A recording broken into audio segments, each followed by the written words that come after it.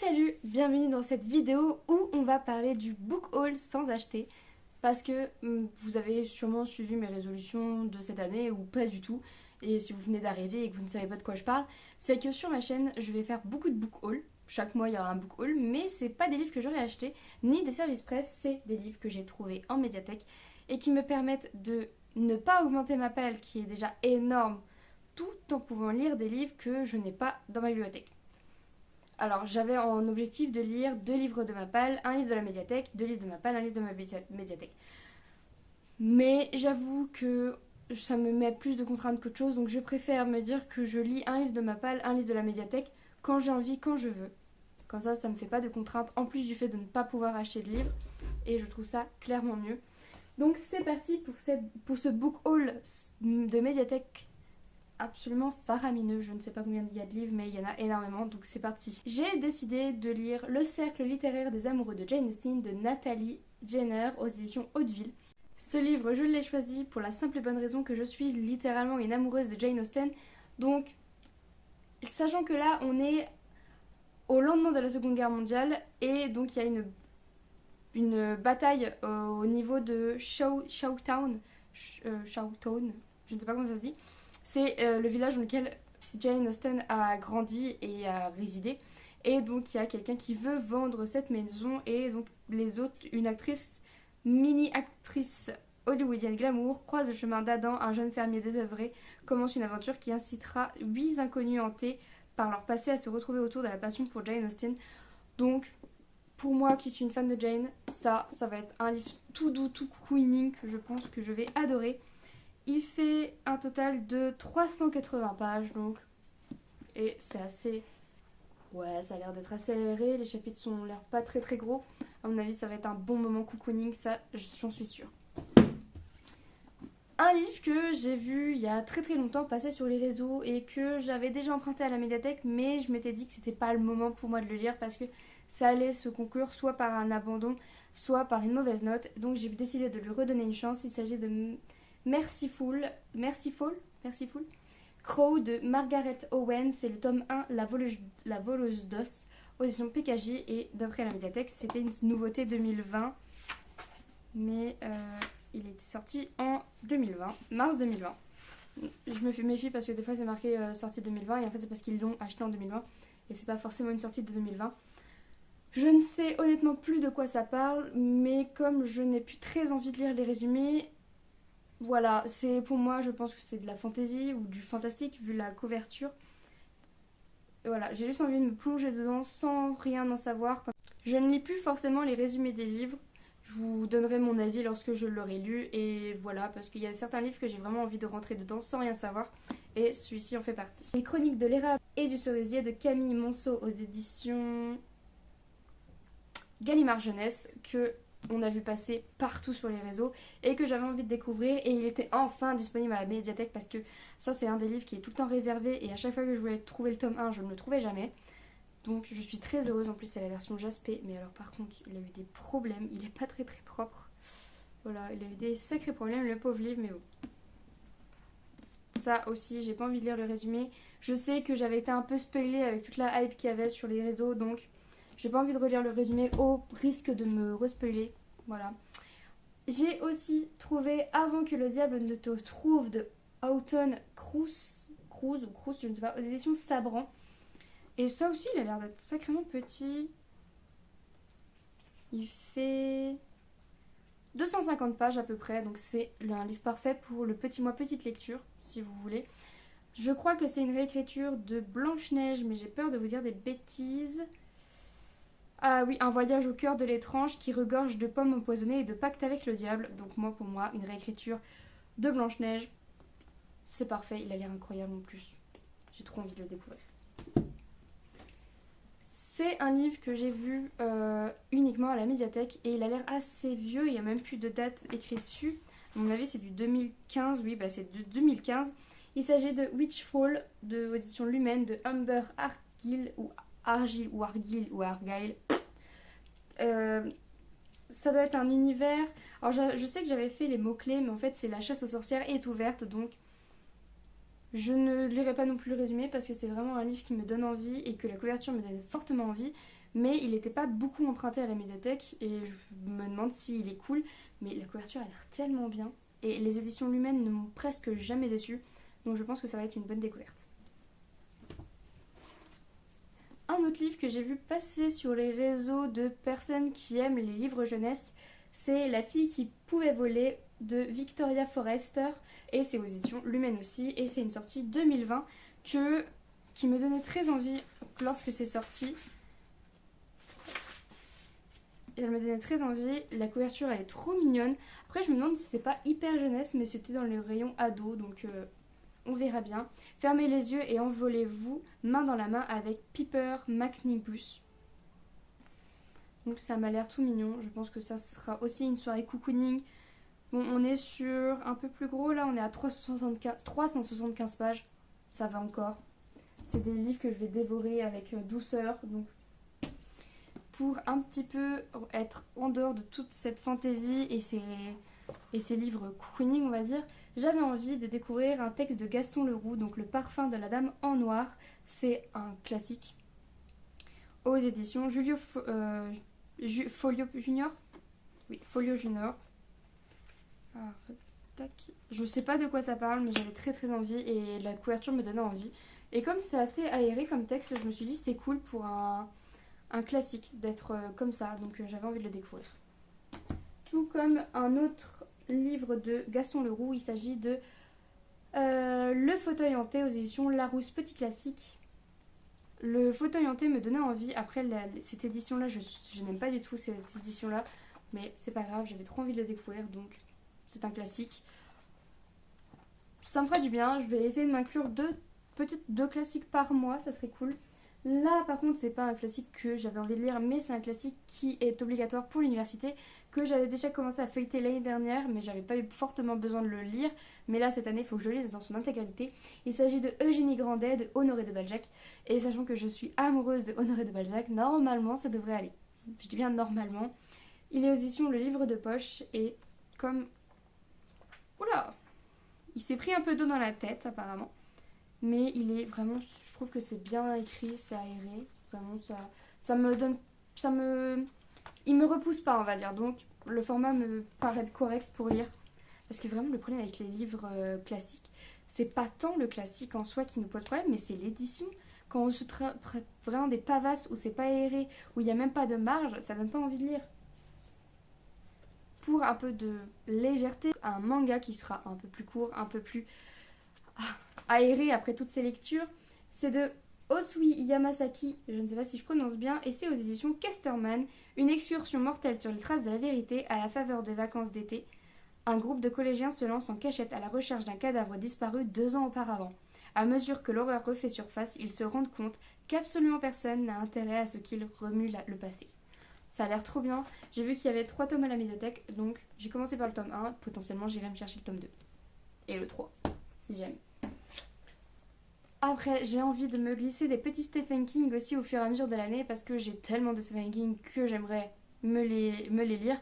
Le problème, c'est qu'ils sont chez mes parents et je n'ai pas forcément la possibilité d'aller chez mes parents. Et c'est dans des très très vieilles éditions qui donnent pas trop envie de lire. Or que celle-ci, je trouve que vraiment l'édition est très aérée. Ça donne envie de lire, j'aime beaucoup ces rééditions. Donc c'est N. de Stephen King et c'est aux éditions Albin Michel.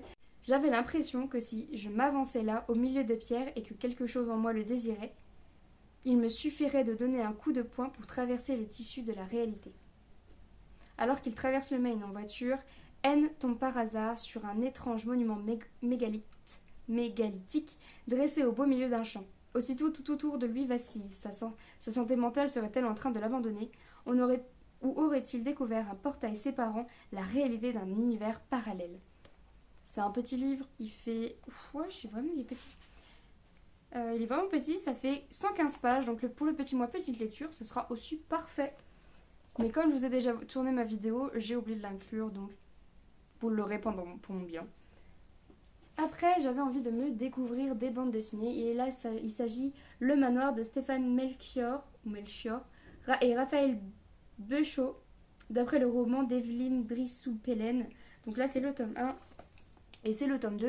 J'ai commencé à lire le tome 1 ce matin et on est sur un jeune homme qui s'appelle Liam et qui est en convalescence après avoir subi le traitement pour un cancer. Et donc on l'emmène dans un manoir où il n'y a pas d'internet, où il n'a plus le droit à toucher ses affaires, il n'a pas le droit d'appeler ses parents n'ont pas le droit de lui donner de visite. Et les personnes qui se trouvent dans ce manoir sont très très bizarres, puisqu'il y en a un qui se prend pour un spartiate, il y en a une autre qui se prend pour la mère de Cosette dans Les Misérables de Thénardier, avec les Thénardier, bref, tout simplement des Misérables de Victor Hugo. Il y en a d'autres qui ont été portées disparues, enlevées, mais elle ne sait pas comment. Vraiment, il y a des personnages très très intéressants, des personnages très bizarres. J'aime beaucoup, pour l'instant j'aime beaucoup. Et les dessins, j'aime beaucoup aussi. Je vais vous montrer un. J'aime bien. C'est un peu horrifique, j'aurais préféré me lire ça pour l'automne, mais sachant que j'ai eu envie de les lire là, je vais les lire maintenant.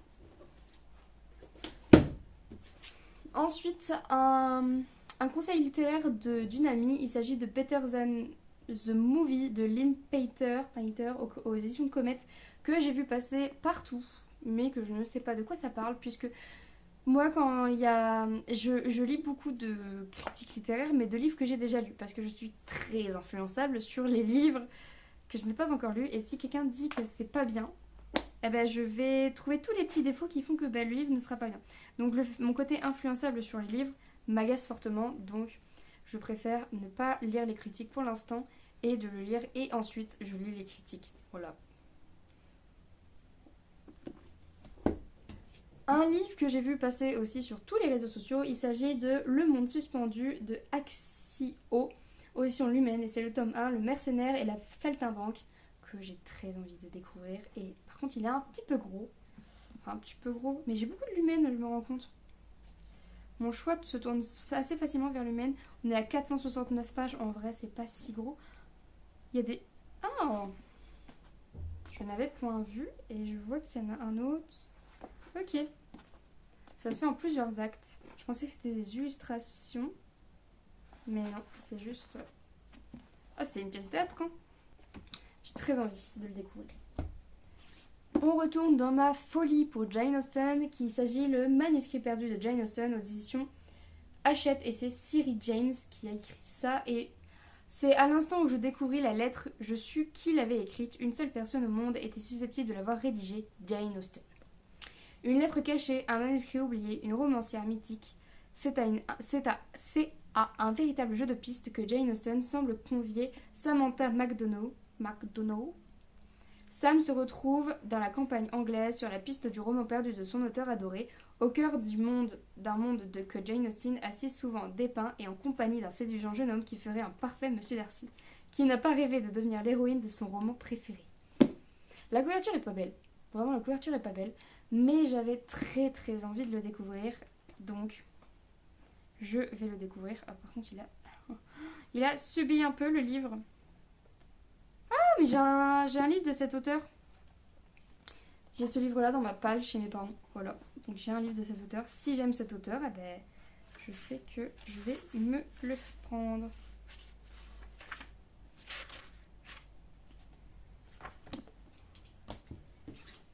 Alors là, je vais parler de deux livres d'une même auteure, enfin d'une même autrice. Il s'agit de Catherine Applegate. Donc on a Le Monde de Nedara, premier tome, Celle qui reste, aux éditions Seuil, et Le Seul et Unique Yvan, aux éditions Seuil également, que j'ai emprunté à... en fait, j'ai demandé à ma médiathèque d'aller le chercher dans une autre médiathèque parce qu'ils ne l'avaient pas. Donc, c'est une autrice que j'aimerais fortement découvrir puisque je l'ai découvert grâce à la chaîne de Rêve ta vie en lecteur qui en parle et qui, elle, les lit en anglais, sauf que moi, je n'ai pas le niveau pour les lire en anglais. Et donc, je les lis en français et j'ai commencé à lire celui-ci. Et pour l'instant, on est dans un monde assez particulier avec des animaux qui sont assez humanisés, on va dire. Donc, j'aime beaucoup pour l'instant. Je pense que ça peut être une autrice que potentiellement je vais adorer et qui va devenir mon autrice favorite dans l'écriture des livres fantastiques avec des animaux en personnages principaux. Mais on verra bien parce que j'en ai beaucoup aussi dans ma pile à lire de romances avec des animaux mis en avant. Et le dernier livre que je dois lire, et pas des moindres, puisque c'est un livre que je n'ai pas envie de lire, mais que je dois lire pour l'université, il s'agit de Que ma joie demeure de Jean Giono, aux éditions Grasset et Cahiers Rouges. Une nuit provençale surnaturelle où les étoiles avaient éclaté comme de l'herbe, Bobby le saltimbanque surgit sur le plateau. Pour le fermier Jordan, qui invite chez lui l'étranger, cette visite relève de la visitation. Par ses incroyables paroles, Bobby s'annonce comme un personnage christique, gouverné par la joie qui va bouleverser le travail triste des paysans du coin, leur révéler une vie plus authentique, plus risquée aussi, tant elle exige de confiance en l'homme et dépasse les égoïsmes de chacun. L'argent n'est plus utile, on parle de mettre le blé en commun, mais avec Aurore et Joséphine, deux fruits sensuels, l'utopie basculera dans le drame et le fabuleux visiteur mourra foudroyé sous l'orage sans avoir trahi son idéal. Je suis pas sûre. C'était un spoil le résumé? Après, je ne suis pas sûre que vous allez vouloir le lire. Quelqu'un l'a lu? Pour me faire un résumé très spoilant, très détaillé. J'ai vraiment pas envie. Après, on n'est pas sur un gros pavé, si. Non, on a 465 pages. Les profs nous aiment. Les profs nous aiment pour nous faire lire ce genre de choses. C'est tout pour mon book haul de la médiathèque. Je crois que j'ai été très vite, mais comme je ne veux plus trop parler des résumés des livres que je ne veux pas parler des résumés, enfin je ne veux pas découvrir les résumés avant de les lire. De toute façon, si vous souhaitez lire le résumé, mais je crois qu'il y a beaucoup de personnes qui sont un peu comme moi et qui n'aiment pas lire les résumés, tout est en barre d'infos pour lire les résumés. Moi, ce que j'aime en fait, c'est savoir un peu les mots-clés qui entourent l'histoire du livre, et c'est là où je vais me lancer, parce que vraiment, il y a des livres comme celui-ci, par exemple, si ça ne parlait pas de Jane Austen et qu'il n'y avait pas une histoire d'amour dedans, vu la couverture, je ne l'aurais pas pris. Hein.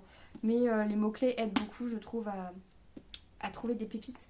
Outre que lire le résumé qui est parfois pas trop évocateur de ce qu'on veut lire et qui parfois ment sur ce qui va être lu ou qui spoil. Et donc voilà, je préfère y aller par mots-clés qui sont des choses que j'aime. Lire les premiers chapitres dans la médiathèque, ça c'est toujours cool de lire les premiers chapitres en médiathèque. C'est pour ça que c'est bien d'aller à la médiathèque, comme ça vous pouvez lire le premier chapitre et vous pouvez savoir si ce livre va vous plaire ou non. Ça permet de faire plein de découvertes. J'ai juste compté le nombre de livres que j'ai empruntés. Parce que là... 1, 2, 3, 4, 5, 6, 7, 8, 9, 10, 11, 12, 13, 14, 15, 16, 17, 18, 19. C'est cool, on avait le droit à 20 livres. J'aurais pu en prendre un de plus. Mais est-ce que un de plus m'aurait permis de les lire aussi vite? Je ne pense pas. Donc, c'est parti. Je vais potentiellement me faire une petite journée lecture où je vais en dévorer un. J'ai bien envie de me dévorer celui-ci, on verra bien. Je vous remercie d'avoir regardé cette vidéo. N'hésitez pas à me dire en commentaire si vous aussi vous êtes des personnes très régulières à la médiathèque ou si vous n'avez pas d'inscription à la médiathèque et que vous vous demandez si c'est vraiment avantageux. Je serais très heureuse de vous répondre sur les questions de la médiathèque puisque moi je suis une grande fan de tout ce qui est médiathèque. Donc allez-y si vous avez des questions. Merci d'avoir regardé cette vidéo. Je vous fais des gros bisous et n'hésitez pas à liker, commenter et à vous abonner. Ciao!